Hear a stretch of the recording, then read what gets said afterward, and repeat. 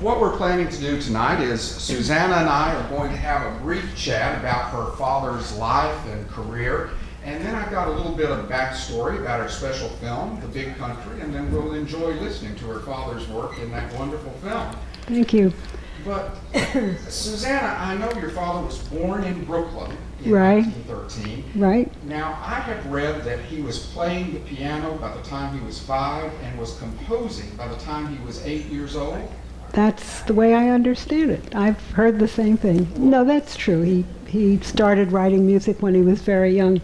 I don't, have any of it. I don't know if it exists, but I'm sure it doesn't. But well, now, were his parents musically gifted? How did this gift present itself? well, actually, his mother and father were not particularly musical, but there seemed to be a lot of musical people, spread throughout the family. So somehow it's in the genes throughout the family, and I can't answer that. It just is.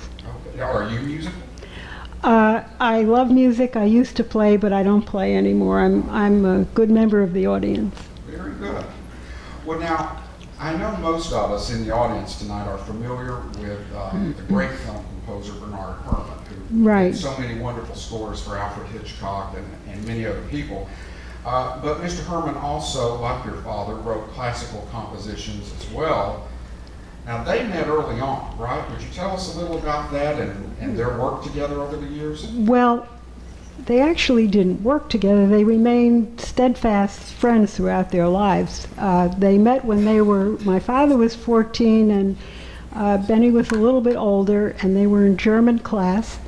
And the way my father told the story in an interview is that he was sitting in the back of the room composing, and Benny was sitting next to him reading a score, and Benny asked him if he likes Mahler. He was reading a Mahler score, and my father said something like, "Mahler stinks." And Benny took his score and threw it up in the air and said, "Dishwasher Tchaikovsky," and proceeded to argue, and the teacher threw them out of the room. What happened, though, that was really the beginning of a very strong friendship. Benny knew where there was a broken door to get into to hear the Philharmonic at Carnegie Hall. And he took my father there, and the two of them watched a rehearsal of the Philharmonic. And then they became friends. They spent a lot of time in the city, investigating music, listening to music, playing music, and they had a lifelong friendship. Okay.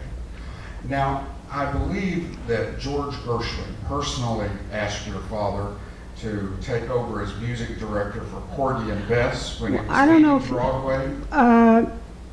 Well, not exactly. Well, tell us how that happened, because he did take over, and I want to talk about his trip west. Well, he went to California in 1937, which was from Chicago, which was a major event in his life. It was the first time he had traveled in the West, and it made a profound impact on him, which actually affected his writing of The Big Country. He told a friend that when it came time to write The Big Country, he remembered that first trip out to the West, and it just almost came automatically, that opening music which you're going to hear. But he went to California because, like a lot of young people, artists at the time, there was, it was the Depression. There wasn't a lot of work, and the movies were the up-and-coming place to be in Hollywood. And it was actually through Oscar Levant that he was introduced to George Gershwin, and he toured with Porgy and Bess. I don't know if he was the music director, but he played the piano for sure.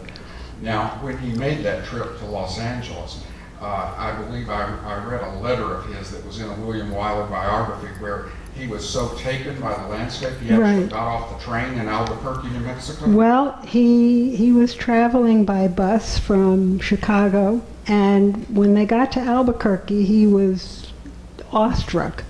And he spoke about it as if he wasn't a religious person, but as a person who was a religious person might have a religious experience. He was awestruck by the mountains and the plains and the whole effect of the West. It was in 1937, there were only about 35,000 people in Albuquerque, so you know, you could get off and, you know, there was this great expanse.